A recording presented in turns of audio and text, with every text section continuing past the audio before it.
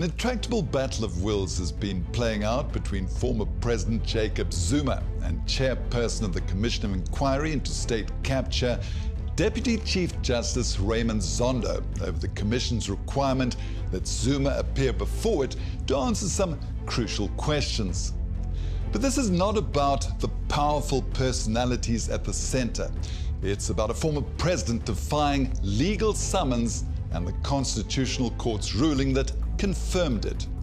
Masa Kekana previews what this might mean for us all.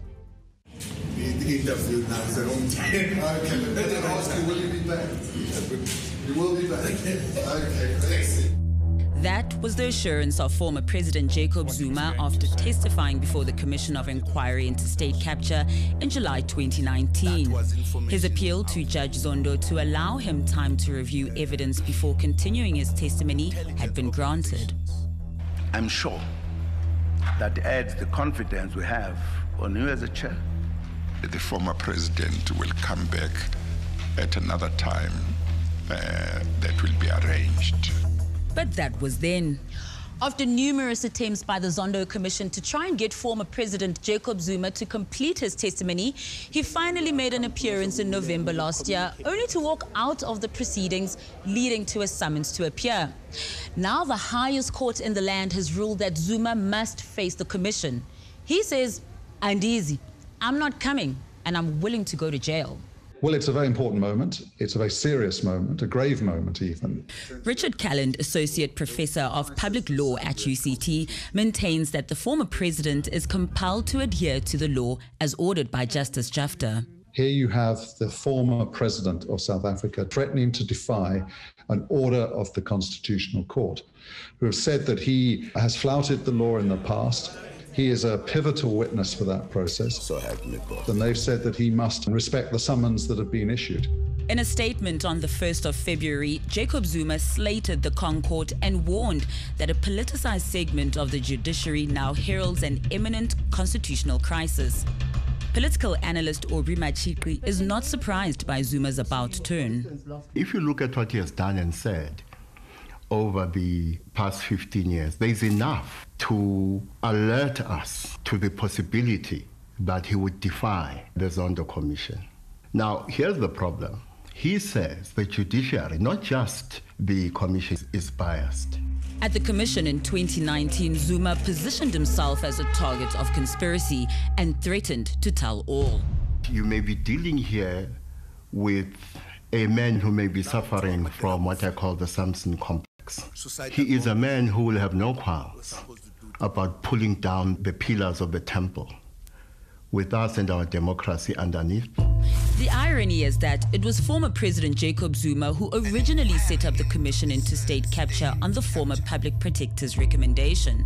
But now that he has to testify as an ordinary citizen, he's moved the goalposts and refuses to appear on the 15th of February unless Judge Raymond Zondo recuses himself.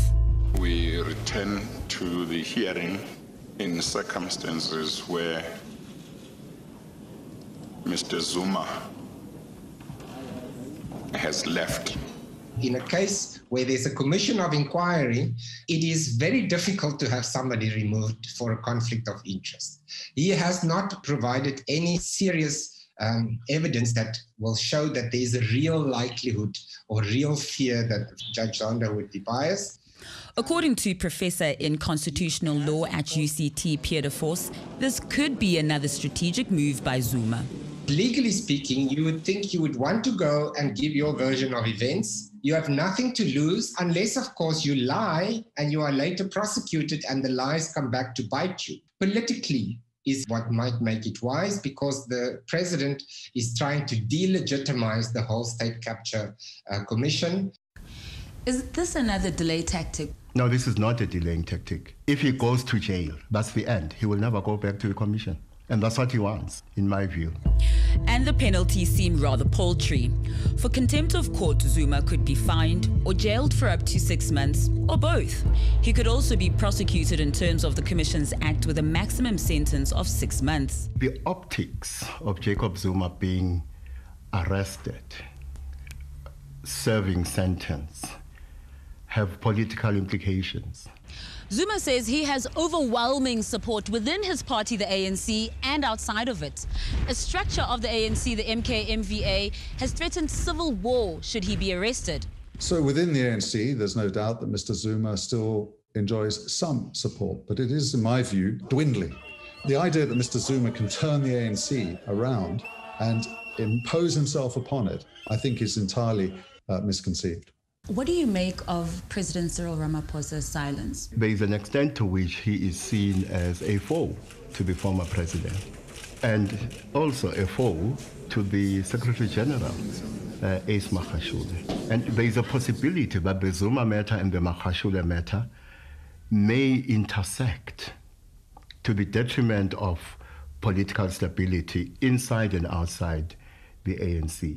When Secretary General Ace Magashule was ambushed by media this week to respond to the former president's behavior, he didn't mince his words. What is the problem? What has Zuma done now?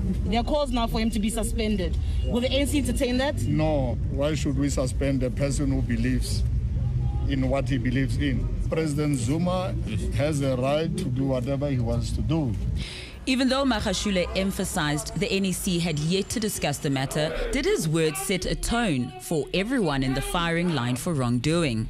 He too is facing charges for alleged corruption. ANC spokesperson Pule Mabe joined us online to clarify the ANC's position. Should the Constitutional Court ruling be upheld? All constitutional court rulings should always be upheld. The Constitutional Court is the highest decision, is the highest court in the land.